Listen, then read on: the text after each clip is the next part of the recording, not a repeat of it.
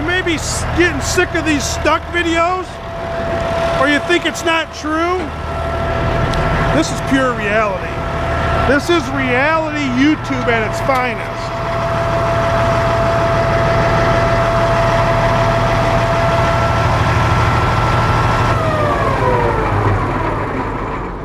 This is all real. This is what we go through all the time. A lot of people are asking if it's like this every day. Right now it's like this every day. This time of year, we got a lot of rain. The sun came out, dried some stuff up. We got the chipper in here today. I'm gonna go help them in a minute. See how they need me up there? Because Paul's pushing and Josh isn't pulling. That's why they need somebody to organize them all. They all got CBs, but you gotta have somebody to organize them all. It's just that time of year where you get rain, you get snow, it thaws, it gets cold, it gets warm, it gets cold. So he's just, now he's pulling on him. See, and now Paul's in a hole. Okay, that ain't going nowhere. They gotta stop. That's why they need somebody to tell them what to do. It just started to roll.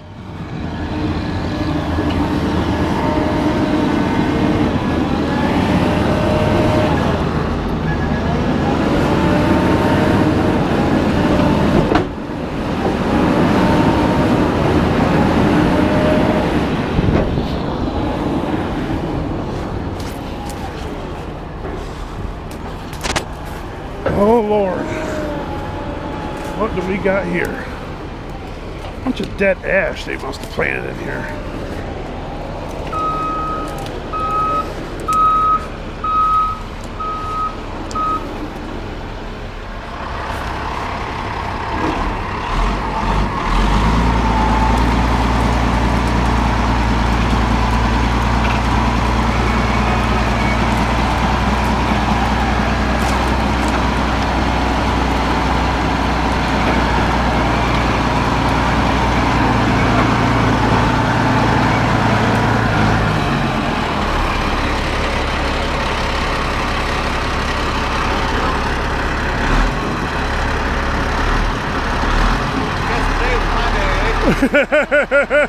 It's been everybody else.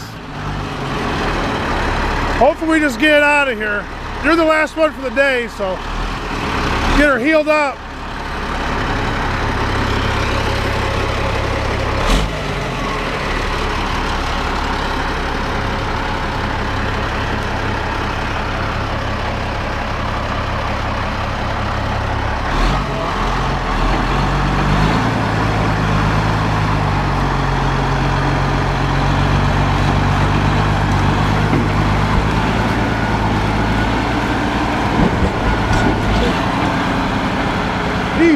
Easy, Paulie.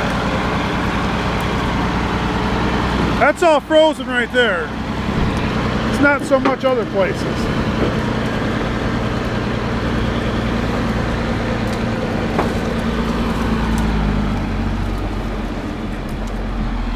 See, he pulled that thing through some nasty garbage.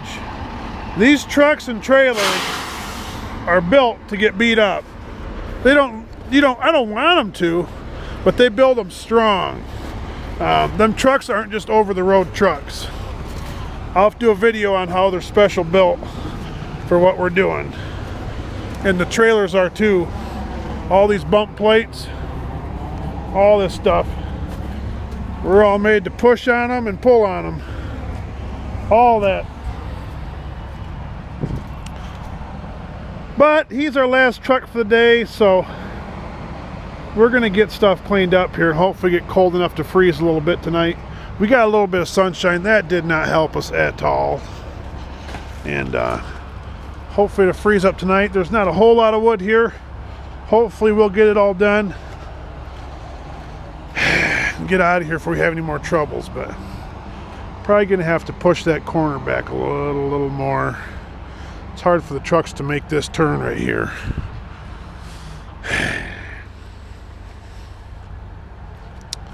Just another day at the office. It's just this little spot right here. 50 yards. And once you get on here, This is all froze. Got frost in it. This little bit right here doesn't. This trail did, but this doesn't, of course. So what do you do? So I was telling you, we moved the chipper in here this morning, and it had just enough frost on the surface. We were able to get that thing in here. Now, if we ever try it like right now, there ain't no way. And getting it out of here, gonna be a little bit of a trick, but you got to set up to do it first thing in the morning. That's why we moved over here first thing this morning, was because we wanted this to be as froze as we could when we pulled in. So we brought that chipper in right here. We spun it right around, and the wood's all coming out of over there. We didn't back it up or nothing. I just said stop. Right here's the perfect spot.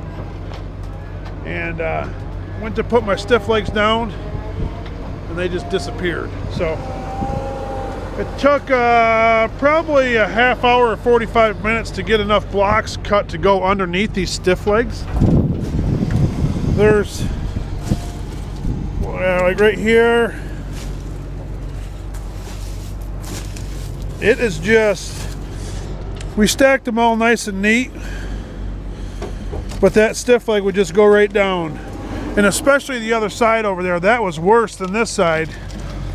I bet you we got 15 chunks of wood in underneath that stiff leg, and there's probably at least 10 underneath this one. At least 10, maybe 15. They're all just shoved down in there. There's no bottom to this. And you can see where the truck pulled in, where he was sitting. You can see where his axle was sitting there in the mud. We pulled this thing to right here, pulled it up, stop. I said, that's close enough. Because when you get into situations like this where you got this iffy ground, there's no need to try to get it in the perfect position. I learned that once we got this big chipper. The older chipper, it's smaller and it moves a little easier. It's lighter.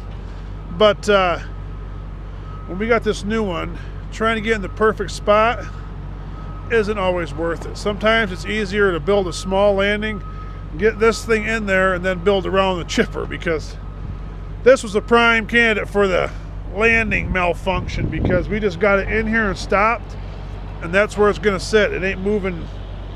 The only spot it's moving to is from here straight out that trail, and hopefully it'll be froze up, which I'm sure it will be. It's supposed to get cooler.